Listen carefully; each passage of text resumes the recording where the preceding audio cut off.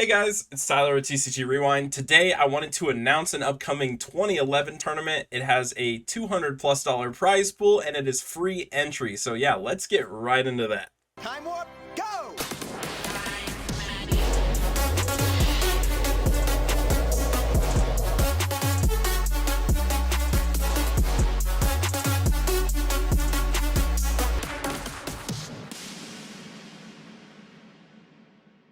All right, so starting off talking about this tournament, it is a free entry $200+ tournament. It's $200+ because we have a GoFundMe going to try to increase that prize pool. If you'd like to contribute to that, there will be a link to that in the description below. This tournament starts at 12 p.m. EST on August 13th. It'll be using the September 2011 ban list as well as the YCS Columbus card pool because we ain't scared of nothing. As always, if you want to see the library, you can go to tcgrewind.com. But the event itself, you don't have to worry about playing against the GOAT because I will be casting the event on twitch.tv/tcgrewind. There'll be links to all this in the description below. But, you know, just as a reminder, I'll be doing coverage of the event. I'm going to try to find someone else to do it with me. I've reached out to a few people. We'll see how it goes. Lastly, if anyone makes top 4 with Fortune Ladies, I will personally PayPal them $10. I think there's some spicy Fortune Lady lists out there and I want to see them. So yeah, that is about all you need to know for this tournament. Just know that it'll be in the Tengu Plant Discord. There'll be a link to that. Join that if you're interested in learning about the format, playing it, play testing, you know, trying to figure out how to build your deck. You know, join that Discord, and I'm pretty active in it, so reach out to me. I'll gladly help out anybody who's interested in playing, because my goal is just to grow the 2011 format. It is the greatest format of all time, and, you know, as always, if you enjoy learning about these new events, or even the 2011 format, or any old format, really, you know, hit the subscribe button. You know, we're trying to grow, so we'll keep you posted on events like this. You know, I'll announce them as they come. And yeah, last thing I want to do is I'm just going to jump over and talk about some of the top decks of the 2011 format, and even talk about some decks that I think have a lot of potential for this tournament if people decide to pilot them. So yeah, we'll hop right over into that. Starting in no particular order, we have Chaos. This deck is really powerful and also really nice because of the sole fact that it is not impacted by Max C. So outside of Tour Guide, you really don't need to worry about getting Max Seed. Most of your summons are inherent summons. This deck has a lot of ways to control the board, and honestly, Dimensional Alchemist mixed with like Chaos Sorcerer and BLS is really strong. So yeah, I would be on the lookout for this deck. Some things you could do to side against it is maybe side some Kaikus. Kaiku deals with this deck quite nicely, but yeah. Up next, we have Chaos Agents. This deck is one of the traditional meta decks from the format. There's all kinds of different ways to build it. In my opinion, a lot of people opt to not run back row in this deck, but I actually think back row is quite strong in the deck. That's my personal take on it. You know, it's up to you how you want to build it. But the nice thing about it is, in the event that you summon a Venus and they hand trap it, which a lot of people are going to side hand traps in against you, if you have like a warning or a bottomless set or something, you can prevent their next summon, and then the hand trap is irrelevant if you can go around and like do it the next time. So that's my take. I think running back row in it is good, but this is definitely one of the more powerful decks of the format. You should definitely be looking to side cards, maybe like Leeching the Light. Even Light Imprisoning Mirror is pretty strong against this deck, and then if not, if you want something more generic, then Effect Veiler Max C. Like, I think Effect Veiler is like so good against this deck. Alright, we can't talk about Chaos Agents without talking about TG Agents. TG Agents is the alternative way to build agents, and honestly, I think it might be stronger than traditional Chaos Agents. That's just my personal take. But the reason for that is the ceiling is so high. You can Special Striker, normal Venus, and then get 3 Shine Ball, and that opens up so many plays. Also, just in general, like, it's really floaty. Warwolf has a lot of nice synergies with like summoning itself off of Shine Ball. And, you know, even things with like Creature Swap, you can Creature Swap a dead Shine Ball or Creature Swap a dead TG. Feels really good. This deck plays a bit more slowed and controlled, but it also has powerhouse cards like Hyperion, like the other agent deck does. So yeah, really strong. I would definitely encourage people who are interested in playing agents to try both and kind of see how they feel. Dun dun dun. All right, we have Dark World. Either love it or you hate it. A lot of people hate it. It's fine. I mean, honestly, like, this deck isn't as big of a deal as people make it out to be.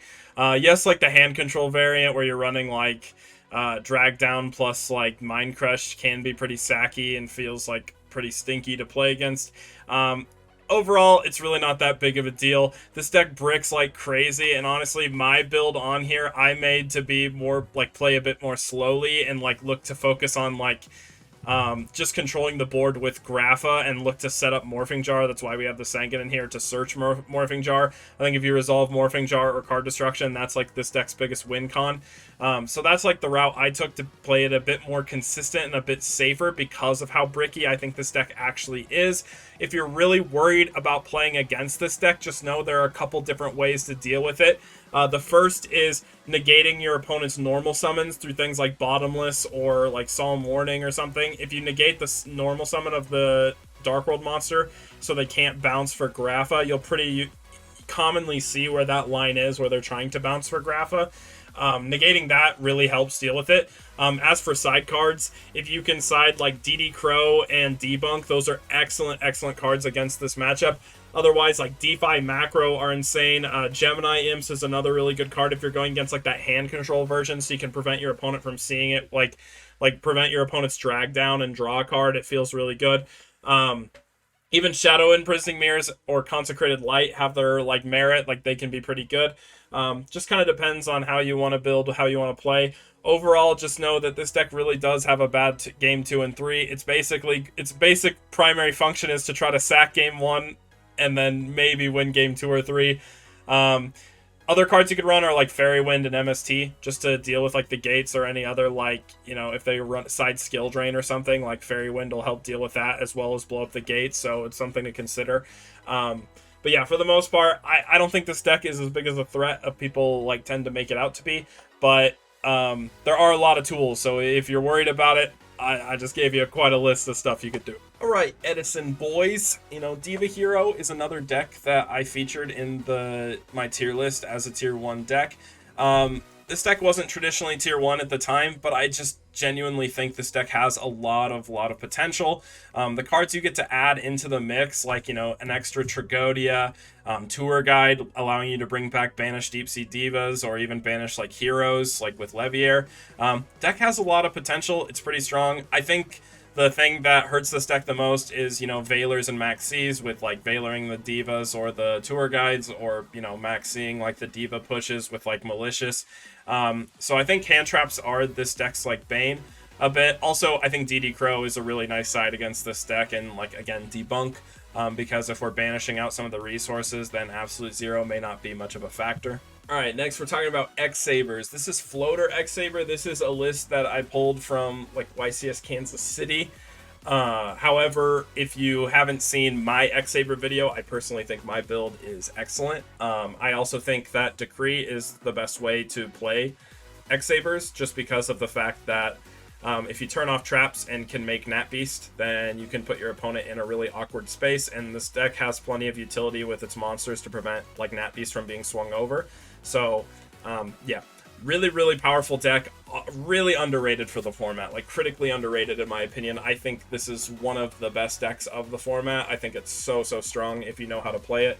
Yeah. Alright, and then this is just pure X-Sabers. This is the trap version. I think this one is slightly less good than the one maining Decree, but it still is a completely viable option. One thing I will mention, if you want to side against X-Sabers in general, an excellent card to side is Gotham's Emergency Call. Like, this card, you can, like, chain it to theirs, steal their monsters, because it can take it from either player's graveyard, and just needs an X-Saber on either player's field. So yeah, this can set you up for a lot. And even if you bring their Dark Soul back, like, Dark Soul has to go from their side of the field to the grave, so if it goes from your side of the field to grave, it doesn't get its search. So that's notable. Also, I think Debunk is pretty powerful against this deck, because you can use it to hit Emmer's Blade or even Dark Soul. Yeah, so a lot of cool stuff. All right, on to gadgets. So we got Ultimate Offering gadgets with, like, running Tengu. This deck is very floaty, and it can generate advantage. It can also blow your opponent out really hard. The thing I really like about it is Ultimate Offering lets you swarm the field with, like, you know, Utopia, Zenmeister, and Roach. Zenmeister is nice because it, like, can work with limiter removal. And then, you know, just having, like, Roach plus Utopia to protect it is actually pretty strong. Another card to mention in the deck is Glow Up Bulb. This means with, like, a card like Ultimate Offering, you can make, like, a Librarian into Trish, or you can make, like, you know, Librarian Nat Beast. There's all kinds of different options. If you're like going off and you like summon a bunch of gadgets, you're making a bunch of exceeds, it doesn't hurt to make a Nat Beast to prevent yourself from getting like Heavy Storm, Darkhold. Either way, the ceiling of this deck is really high, and I think it's pretty underexplored in the format. I definitely would say this is worth playing. Obviously, cards like Thunder King really blow it out. Decree to hit all the traps, and yeah, I mean, I think that's like pretty much the main things you would need to worry about. Also just like, you know, Cyber Dragon, of course, like, you know, special summoning Cyber Dragon, but if they're going off with Ultimate Offering, they don't really need to worry about it. So maybe like a Lightning Vortex side wouldn't be bad. Just kind of depends on what your deck can do. All right, so we can't talk about gadgets without Machina gadgets. I think this deck is slightly worse than just like the pure gadgets running Ultimate Offering. Maybe there's a world where you could fit Ultimate Offering into this version, but you're running less gadgets, so it's like, you know, it's not like the ceiling isn't as high. Again, this deck, you know, really gets hurt by Thunder King. Thunder King is like an excellent card against it, as well as Cyber Dragon. I think Cyber Dragon hurts this deck more because you're really not making exceeds nearly as much. And then also, you know, like Decree. All right, Gallus FTK. This is basically just agents, but you can't run spell or traps. The like downside to this deck is it gets blown out by back row. Like Skill Drain especially just ruins this deck's entire day. Or even cards like Warning or whatever. Like, you know, it's pretty limited in what it can do just because it is slightly normal summon reliant, and like the combo needs to go off. However, that being said, this combo cannot be hand trapped. So if you know, get the Doom, Birdman, Gallus combo, you are winning the game. So that is really cool, really strong. You know, it just depends on if you want to be a gambler and run the risk of those drawbacks. All right, Gladiator Beast. This deck has a lot of potential. Specifically, I think Hero Lives is really nice. You can summon out Geyseris without using your normal summon. However, that combo is pretty fragile to Max C. You know, in the event that your opponent is leaving Max C's in their deck, you know, it just depends. So has its drawbacks, but overall I'd say this deck is pretty powerful, especially when you like consider the other types of versions of the deck where you're running like Lance and even Horn of the Phantom Beast. There's a lot of different ways this deck can function. Again, I think the best way to deal with a deck like this is running cards like Decree as well as Effect Veiler. Effect Veiler is really nice because when they make the Geyseris, you just Veiler it. If you can't run Decree, you can also run cards like Starlight Road. That deals with it nicely, or even like Fiendish Chain is probably pretty okay. Yeah. Ooh, this deck is pretty underrated too, I'm not gonna lie. I don't think a ton of people really play it casually, but turn 1 Royal Tribute, especially as a lot more people kind of flock towards playing more monster heavy decks. I think Chaos is really popular, and this has such a favorable matchup against decks like Chaos. The one thing that you need to be like conscious of is Decree in game 2, so make sure you're siding MSTs. But again, Trap Hate is really strong against this deck, and then, you know, maybe reducing the monster count as well. Effect Negation, I'd say Shadow Imprisoning Mirrors deals with this well. Closed Forest, I don't know if you know that card, but that basically says that your opponent can't activate a field spell over it. So you can basically prevent your opponent from playing Necro Valley in the event that your deck is really hurt by Necro Valley. So if you're worried about Gravekeepers, you can side Closed Forest. This is another spooky agents list. This list is like honestly really strong. Its downside is it's pretty clogged on space. It's really tight on space. So in all honesty, you probably need to make room for more back row clear somehow. But for the most part, like the combo of Tour Guide into the Dijin, and then like making like Leviathan Dragon and then using like Dawn of the Herald to send like a Venus plus the Dijin and bring back the Venus means you can make a Herald of Perfection that says your opponent can't special summon. It's kind of cracked. It definitely is really powerful. Takes some build up to get, so you know you run a bit of a risk of a slower game plan, especially with low back row clear. Some cards that like really hurt this deck are things like Vanity's Emptiness. That's a really good side against it. Even things like, you know, DD Crow, just to hit the Dijin from the grave. When they go for Dawn of the Herald, there's a good chance they don't have the targets in their hand. They're using the Dijin and grave. So DD Crow is a really nice side against this deck. As well as, you know, just basic hand traps like Veiler, I'd say, to deal with things like Venus or Tour Guide or, you know, what's his name? Manju of the 10,000 hands. Yeah, that guy. Ooh, we have Joe's Hero Stun. This is basically card for card Joe's deck from 2012. It's pretty powerful in this format. I think there might be more optimal ways to build it for specifically 2011. Maybe splashing in some Vanity's Emptiness or something would be pretty good. Up to you. Overall, again, this deck is really powerful. It auto-loses to Naturia Bamboo Shoot, just saying. But a more like relevant card would be like, Decree is an excellent side deck against this deck, or side card against this deck. And yeah, also like anything that does like banishing removal, so like D-Prison Bottomless is really nice for dealing with Elemental Hero the Shining. So yeah, all those are good options. Also, Thunder King isn't bad just because like a lot of its monster, like it's really low monster count. So if you turn one Thunder King and they have like, Rhoda E-Call is their only way to get a monster, you can kind of shut them down for a little bit. Karakuri, I really hope people play this deck. I think this deck just like, it doesn't see a whole lot of play. Like honestly, like the last tournament I hosted, it didn't see a lot of representation. I think this deck is really strong and it's also really cool. So I'm really hoping people play it. Some of the notable cards that I think deal with it are, of course, Cyber Dragon, even like System Down if you can't run Cyber Dragons in your side. Other than that, I think like Maxi, Valor is pretty okay. The only issue with those is your opponent's still going to be making those big boards, so you kind of got to be conscious of it. Overall, I just think Cyber Dragon is like going to be your best side to deal with this deck. All right, Lancer Frogs. This deck is actually really strong. I think it's like really consistent, and I recently found out that Obelisk is actually legal in this format. Somehow I missed that, so we recently picked up some copies. I don't know if you can see that, but yeah, we did. So but yeah, Obelisk could be a cool card to put in this. If I were to change anything about this build, I would maybe cut Poison Draw Frog to 1. The card doesn't do anything outside of the combination with Sea Lancer, and Dupe Frog kind of does enough and is just a better card. This is like pretty dead to draw. So that'd be the only change I would really make. That being said, if you're going against a deck like this, or this deck specifically has to be Sea Lancer Frogs, don't get baited by DD Crow and Debunk. Those cards are okay, but Valor is just going to be 10 times better.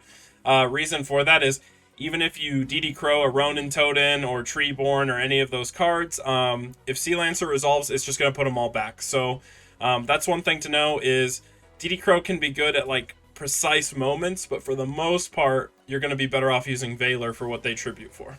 Macrocosmos is another like really underrated deck in this format. I feel like not a lot of people experiment with it, but like honestly, Di-Fi Macro are just so good across the board against like pretty much the entire 2011 meta, making this deck actually a really strong powerhouse.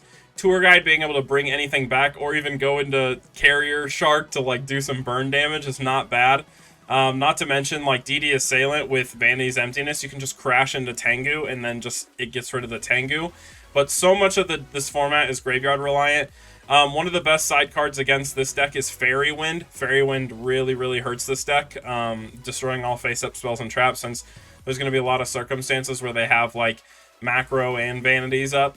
In addition to just like generic back row removal like MSTs, even Royal Decree is going to be really good. If you watched my reaction video to Simo playing Nordics, you know that I think this deck is extremely powerful. I personally think this build right here is super optimal. Maybe adding extra Valors, finding room for that would be good. But for the most part, I think this is like one of the better ways to play this deck. If you want to side against it, then like generic removal is really good. Smashing Ground or something like that. Even just cards that like Effect Valor is going to be really nice for when they try to switch the Grey Goat to attack. All kinds of things like that. But yeah, for the most part, oh, and Maxi. Maxi is very good against this deck. So for the most part, it's a really well-rounded, really strong deck. And like if your opponent doesn't know how to play against it, you can really easily blow them out. I think this deck is a really strong contender if more people opted to play it. All right, Piper Chaos. This deck is, again, another Chaos variant where it's not really impacted by Max C. Nice thing about it is you can really overload on hand traps. Like we have like Effect Valor DD Crow in the main deck because they're just basically a pot of greed when you draw them off of Piper. So yeah, this deck's really, really cool. I think it's really strong. And like it just has a lot of really cool tools. Like creature swap is really strong in this deck, especially in conjunction with like Treeborn Frog, even like enemy controller Treeborn Frog, stuff like that. Yeah, big fan of this deck. If you want to side against it, then honestly, like this variant definitely gets punished by Kaiku really hard, especially if they're maining DD Crow, and to try to banish the Treeborn Frogs. Other cards that really hurt the deck, I think, is just Valor. Valor just rolls over most of the monsters in this deck and their effects, so that's something to consider when playing against it. This is another like sleeper OP pick for the 2011 format. I would say that honestly, I think this build I have here is super ideal. I don't know if there's a better way to optimize it, but I really like what I have here. Just having the TG engine, like if you play this game like very like calculated and slow, you're just gonna outgrind just about any deck in the format. Like this deck can do so much. One of the things that hurts this deck the most is like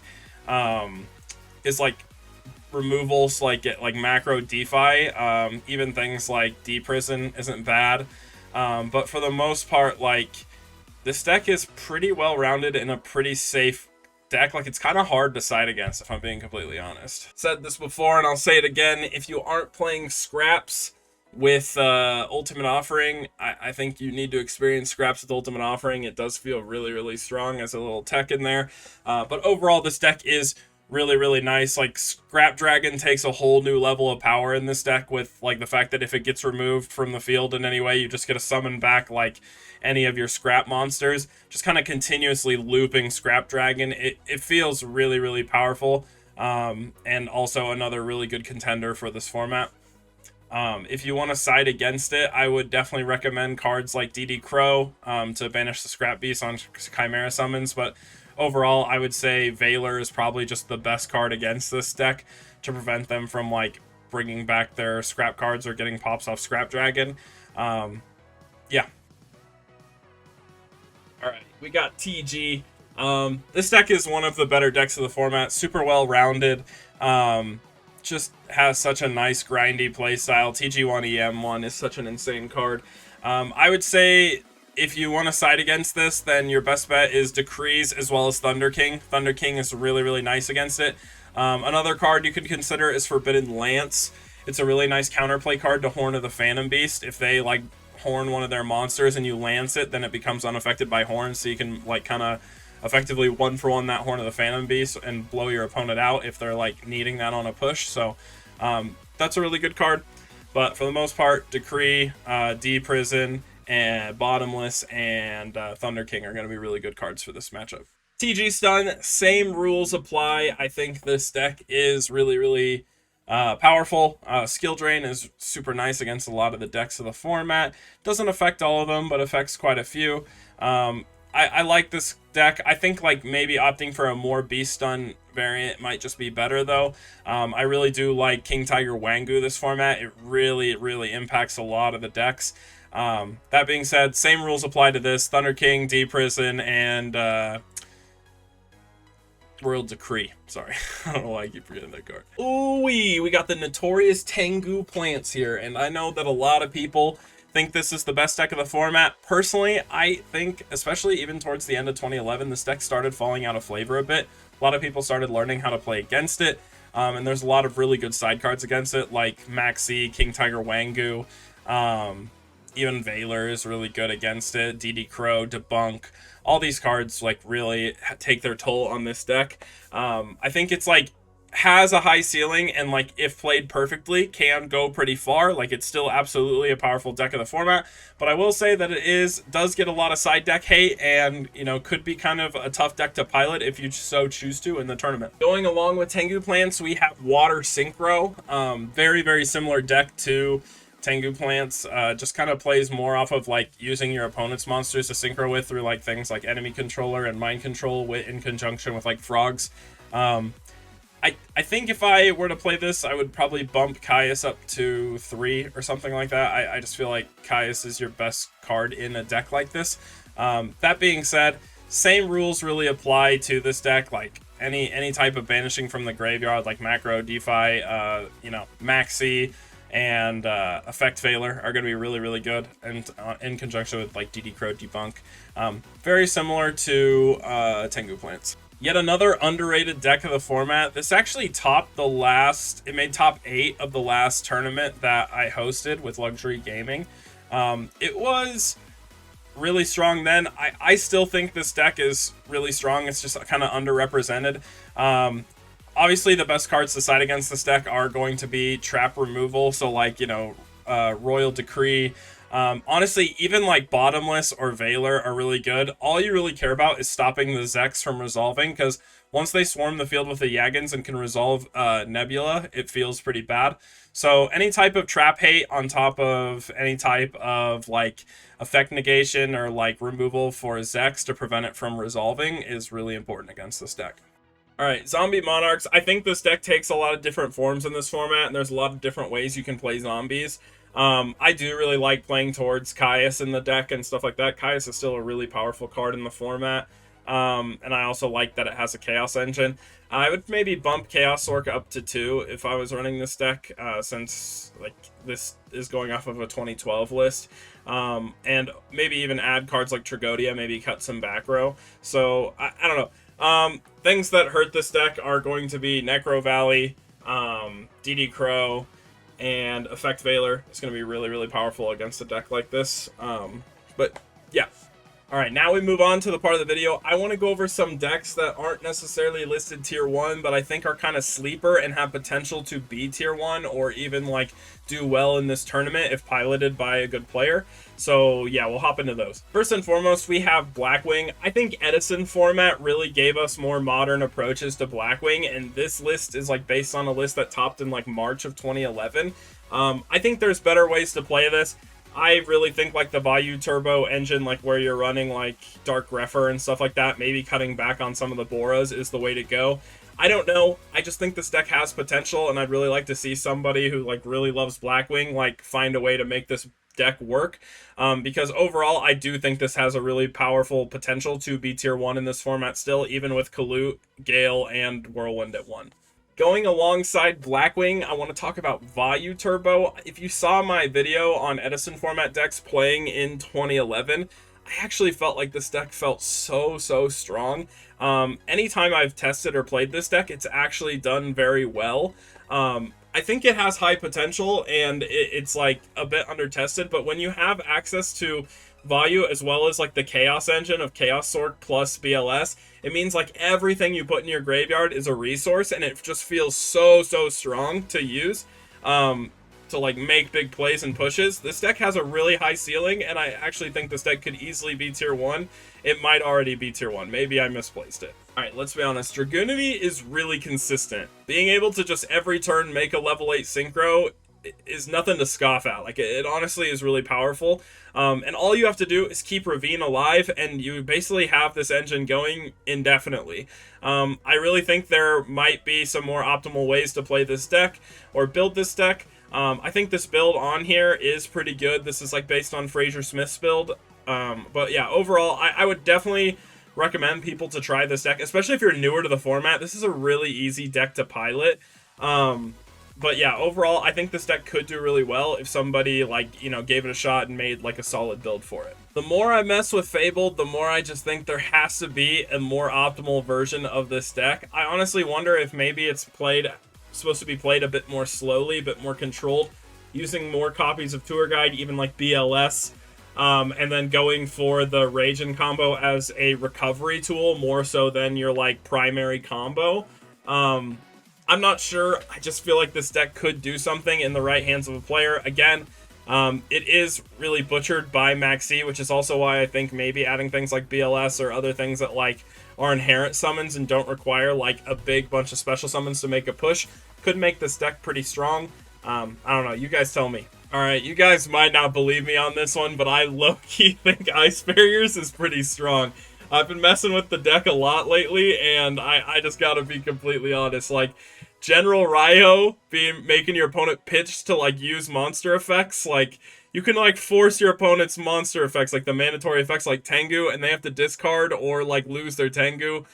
It feels pretty good, and I definitely think there's a world where this is, like, I don't want to say tier 1 because that's pushing it maybe a bit, but I don't know. Like, it really doesn't feel bad to play. Like, the more I've been testing it, like, the fact that you can use Medallion to search any of the ice barriers you need for your tribute summons, like, actually adds a lot of consistency. Something that, like, Monarchs kind of lack, because the fact that, like, this basically is like search a Monarch, and while it's not a Monarch, it's still, they're still powerful cards, and, like, if you can just, like, fill your graveyard with these guys and then just permanently bring them back, it's honestly not that bad. I don't know. I think there might be a build for it. Someone figure it out, because I will be very impressed. Alright, Infernity. After experimenting with the Slash Gaming build, where you're not running Beetle, you're only running Avenger, I actually think that's probably the more optimal way to play this deck in this format. And I kind of think that overall Infernity is a really strong deck. You just kind of have to deal with, like, playing around Warning, Thunder King, and, like, even, like, Valor. But Valor Maxi don't really hurt as much as, like, Solemn Warning. Solemn Warning is really just a blowout card. Like, if you summon a Mirage and they warning its effect, or they, like, warning your launcher, like, you're pretty much SOL. So, like, finding a way to play around back row and stuff like that in this deck is, like, the biggest challenge. That being said, if your combo resolves, you're probably winning. On the low key, if people are really worried about Infernities being relevant, like, I mean, I don't think they're, like, that strong. I think they can be. But if you're really worried about it, Spiritualism is that card Simo always uses in, like, progression series that, like, targets a set card and bounces it, and nothing can be responded to its activation. That plays around the Infernity combo where they set up multiple barrier, if you're really worried about it, just so you know. Overall, I don't really think it's, like, this deck is going to be super well represented, and let alone it takes a very skilled player to pilot this to, like, a high level. So it is a bit tricky to see in Top Cut, but I do think this deck could be really good. Alright, Lightsworn is a weird one to place on the tier list. I put it in tier 1.5, but the fact that we have triple Judgment Dragon feels really, really strong, and also I really like the plant engine in this. Like, being able to go for, like, Syncro plays and have your opponent use their back row on that and then follow that up with a Judgment Dragon at the end of it is, like, really, really good. I think I would cut a Beckoning. I think this is like a 41 card deck or something like that. I think the 3 Beckoning is too much. Just put it to 2. Overall, you just want to cut down the brick ratio, because this deck does brick pretty bad, but at the same time, it is very, very strong, and I do think it's worth running. Alright, Malefic. I don't think this deck is very fun, personally. I just think it's, like, pretty standard. Make a big boy and pass with a bunch of back row. That being said, I think there is something to say about flipping, like, dropping a Malefic Cyberend and then flipping a Vanity's Emptiness. Like, I just feel like that's, like, kind of scary. Granted, it's really fragile in this format, and, like, if you have this on the field and they MST the Necro Valley and your Emptiness dies and your Malefic dies, it's a little tricky. So, yeah, you gotta play it right, but I do think this deck does have a bit of potential, just overall because of, like, how, like, scary it is to have a Malefic Cyberend swing in your face. Alright, Mist Valley. This deck is, honestly, like, I think it's a bit underrated. Like, Blast Fan is such a crazy card with, like, when combined with Divine Wind of the Mist Valley. The fact that you can summon Tengu off Divine Wind of the Mist Valley just kind of means to me, like, there's just a lot of weird plays you can make with this deck. And Arcanite Magician is no joke. Like, you can, like, summon this off of Blast Fan and, like, Birdman. There's a lot of cool ways to build this deck. I don't know if this is the perfect one, but I definitely think someone out there who's a fan of this archetype could make it, like, be pretty strong. Historically speaking, this deck was tier 1. I personally put it tier 1.5 because I do think it is a bit tricky to like, pull off, especially with, like, Warning and Valor just running around everywhere. It can work, but I do think its win condition is a bit fragile, and maybe there's a better way to kind of, like, put it together. You also have the risk of bricking where you, like, don't see enough Monarchs or whatever. It's a bit wishy-washy, so I'm not sure how to feel about it, but I do know there are people in the Tengu Plant server that play this and play this well, so yeah, people like it. So you got to give it the credit where, you know, it deserves. I think it does have potential to do well in this tournament. Always a believer in the Doppel Synchron. I'm not gonna lie. Every single time, I'm not one to count this deck out. Yes, it gets butchered by Valor Maxi, and that can be painful, but you know, you can tolerate it. Like, you can deal with it, and, like, if this deck goes off, it goes off really, really hard. I think it's powerful, and I think there's a world where there is a solid build for this deck. It just comes down to people to be creative enough to figure it out. So, yeah, I'll leave that to you, but I do think this is a solid deck that you could run for this format. I'm going to be honest, I don't think the build I have here is the optimal build for this deck. Maybe Solidarity isn't the play. The cards are already strong enough as a whole. Like, they're all pretty powerful beaters. Maybe more back row is what you want to do. That being said, I do really like Rockstun. I've seen it do well, and Fossil Dyna main deck is pretty powerful against a lot of the decks. Just like being able to run a ton of back row and then, like, you know, put the Rocky Boys out. I think it's decent. I think it's decent. And I think there's a world where there is a good build that could make top cut of a tournament. You just kind of got to figure it out. Weirdly, a big fan of this deck. I think Secret Village of the Spellcasters is super nice, preventing yourself from getting heavy stormed while running back row.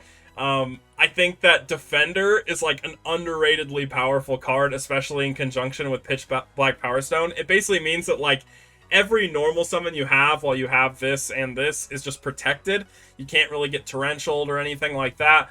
Breaker also feels good, just slowly popping your opponent's back row, especially if they're setting bluffs because you have Secret Village on the field. They might just set their spells because they have nothing else to do with them. You can just kind of pick off cards that they're like, they don't know what to do with while they wait to draw their out to Secret Village.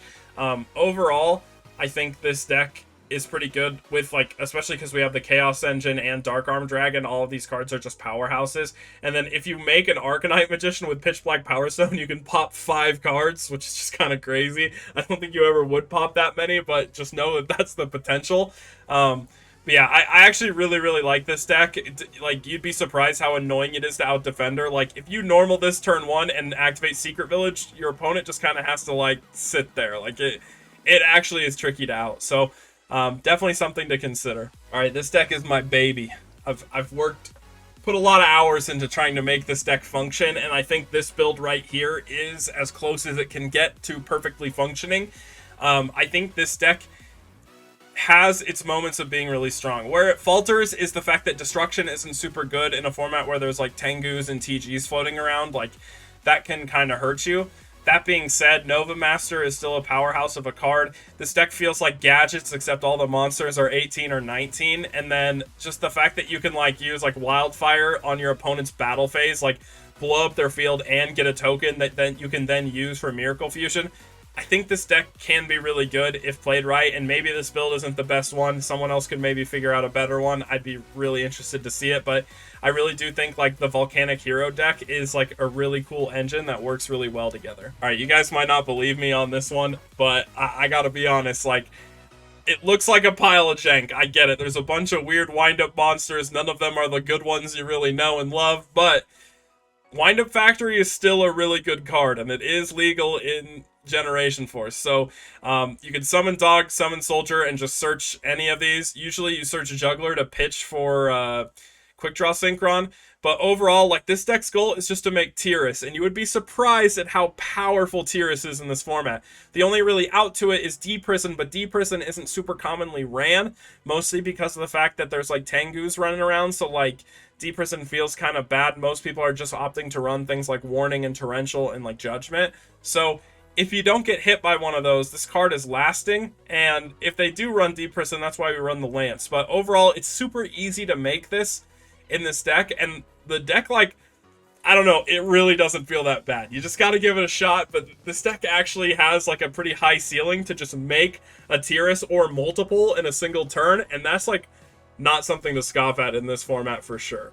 Alright guys, so that is the meta, as well as some of my underrated picks of the format. There's a ton of different options, guys.